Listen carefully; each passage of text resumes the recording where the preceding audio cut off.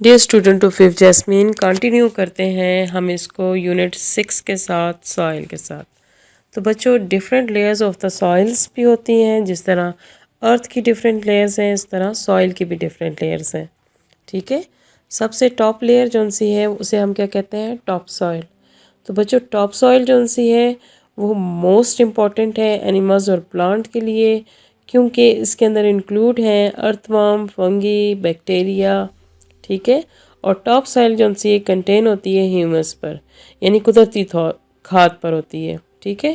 फिर सब सॉइल जो सी है इसकी सेकंड लेयर है, जहाँ पर एनिमल्स और प्लांट्स जो से हैं उनके लिए इम्पॉर्टेंट तो है, लेकिन यहाँ पर उसकी निस्बत जितने भी ऑर्गेनिक मटेरियल्स होते हैं सब सॉइल में कम होते हैं। ठीक है।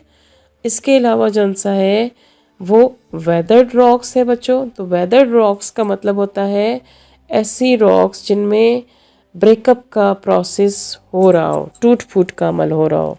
ठीक है। बहुत सारी रॉक्स जो सी हैं वो बहुत हार्ड सी होती हैं, इन्हें देखकर ऐसा लगता है कि शायद ये टूट फूट का शिकार नहीं हो सकती, लेकिन होता ऐसे नहीं है।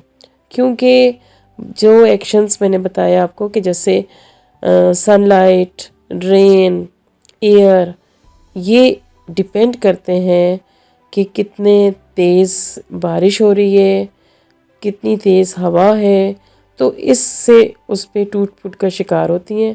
इसके अलावा ये अगर हम देखें तो ये प्रोसेस होता बहुत स्लो सा है, लेकिन होता ज़रूर है। ठीक है। अब बेड रॉक्स जो सी हैं ये सबसे deepest layer of the rocks होती हैं, जिन्हें हम बेड रॉक्स कहते हैं। बच्चों, आपने अक्सर देखा होगा कि बहुत तेज़ जब रिवर आता है, पानी आता है, तो रॉक्स वगैरह जो सी हैं वो छोटे छोटे पार्टिकल्स में आहिस्ता आहिस्ता ब्रेकअप होना शुरू हो जाती हैं। फिर एक लंबे टाइम के बाद क्या होता है कि वो कन्वर्ट हो जाती हैं सैंड में, मड में या ह्यूमस में। ठीक है। और फिर रिवर जोन से हैं उससे सॉइल को बहा कर ले जाते हैं, जिन्हें हम सेडिमेंट्स भी कहते हैं, और डिपॉजिट करती हैं रिवर बैंक्स, यानी उनके जो रिवर के किनारे होते हैं वहाँ पर हो जाती हैं। अब हम देखते हैं कि असल में सॉइल जोन सा है वो है क्या। ठीक है बच्चों। तो अक्सर आपने सुना होगा कि फार्मर कहते हैं कि हमारी सॉइल जोन सी है उसमें से गोल्ड निकलता है, या वो सोना दे रही हैं। तो क्या सोना निकल रहा होता है? बच्चों, असल में कहने का मकसद ये होता है कि वो जितनी अच्छी सॉइल होगी तो उसकी क्रॉप्स भी उतनी अच्छी होंगी और उतनी ही ज़्यादा आपको यानी गोल्ड के मतलब है कि आपको दौलत मिलेगी। ठीक है। इसके अलावा अगर हम बात करते हैं बच्चों, तो टाइप्स ऑफ सॉइल जो सी हैं वो डिफरेंट हैं। ठीक है। जैसे टॉप सॉइल है जिसे हम सिल्ट सॉइल भी कहते हैं, तो इसके जो पार्टिकल्स होते हैं वो बहुत फाइन से होते हैं। ठीक है। और इसके टाइनी पीसेस होते हैं ना। ठीक है। इसके अलावा अगर आप उसको टच करें, आप फील करें उसको, तो वो बहुत ज़्यादा रफ़ नहीं होते हैं, बल्कि उनका जो स्ट्रक्चर होता है, उनका जो टेक्सचर होता है वो स्मूथ होता है, जैसे कि फ्लोर, आटा वगैरह। ठीक है। और इसके पार्टिकल्स जो उनसे हैं चूँकि स्मॉलर होते हैं बच्चों, तो वो रिटेन करते हैं वाटर को बनिस्बत सैंड के। ठीक है। यानी वो होल्ड करते हैं और उस पौधे को ज़्यादा पानी जो उनसा है वो ज़्यादा टाइम के लिए मिलता है। इसके अलावा अगर हम बात करें बच्चों, तो इसमें ये होता है कि सबसे बेस्ट सॉइल है और यहाँ पर ग्रोइंग ऑफ प्लांट जो सा है वो बहुत ज़्यादा अच्छे तरीके से होता है। इसके अलावा अगर हम बात करते हैं बच्चों सैंड की, तो सैंड जो सा है वो यूजुअली लाइट इन कलर में होता है, और इसके अलावा जो से इसके पार्टिकल्स जो से हैं वो काफ़ी लार्ज साइज़ में होते हैं बनिस्बत सेल्ट के। ठीक है। और जब आप फील करें तो वो आपको महसूस होता है कि स्टोन टाइप है। ठीक है। इसके अलावा अगर हम देखें तो उन अब अपनी हाथ में ले लें। ठीक है। आप जितना भी उसको बाइंड करेंगे, गीला करके पकड़ने की भी कोशिश करेंगे, तब भी उसके पार्टिकल्स आपस में बाइंड नहीं होते हैं। ठीक है।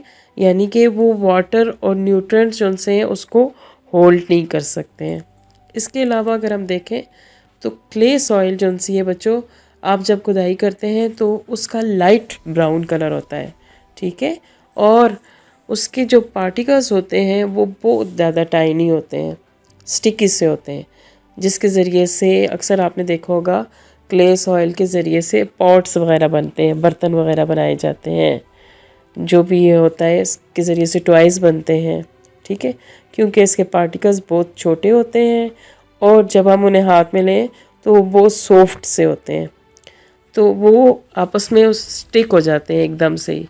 तो जैसे ही हम अगर किसी भी पॉट के अंदर डालते हैं तो इसके पार्टिकल्स आपस में फ़ौरन जुड़ जाते हैं, जिसकी वजह से प्लांट्स को एयर जो सी है वो नहीं मिलती है, और क्योंकि उसको ऑक्सीजन नहीं मिल रही है पौधे को, और बैक्टीरिया जो से उसके अंदर नहीं जा रहे हैं, तो फिर क्या होता है कि वहाँ पर कोई भी प्लांट जो सा है ग्रो नहीं कर सकता है, ठीक है बच्चों। तो अक्सर आपने देखा होगा कि जिस तरह सुना होगा कि 2010 के अंदर बहुत ज़्यादा मानसून बारिशें हुई, जिसकी वजह से फ्लड आ गया पाकिस्तान में, और उसने हमारी पूरी कंट्री को अपनी लपेट में ले लिया, और बहुत सारा फर्टाइल लैंड जो सा है वो डिस्ट्रॉय हो गया, उस फ्लड की नज़र हो गया, उस बारिशों की वजह से, और बहुत सारा एरिया जो सा है वो ज़ाया हो गया, ठीक है बच्चों। अगर हम देखें तो हमें चाहिए कि हम अपनी सॉइल को ज़्यादा से ज़्यादा फर्टाइल करने के लिए, या आपने अक्सर देखा होगा बच्चों कि जैसे नथिया गली और डूंगा गलियाँ जो सी हैं, वहाँ पर ये कैसे वजूद में आई, तो बच्चों वहाँ पर सॉइल इरोजन हुआ। सॉइल इरोजन की मेन वजह ये भी होती है कि डिफरेंट एक्शंस यानी उस पर हो रहे हैं, और उसके अलावा जो सी है कि हम अगर प्लांटेशन नहीं करेंगे, ठीक है, क्योंकि डिफॉरेस्टेशन हो रही है, जंगलात का ख़ात्मा हो रहा है, तो प्लांट्स क्योंकि होल्ड करते हैं सॉइल को, अगर वो सॉइल को होल्ड नहीं करेंगे तो फिर हमारी रॉक्स, हमारी सॉइल जो सी है वो आहिस्ता आहिस्ता टूटती जाएगी, और इस तरह हमारी जो सी लैंड है उसका एरिया कम होता जाएगा। तो हमें चाहिए कि हम ज़्यादा से ज़्यादा प्लांटेशन करें और अपनी सॉइल की हिफाजत करें। थैंक यू बेटा, आप अपना ख्याल रखिएगा और अपनी सॉइल का भी ख्याल रखना है।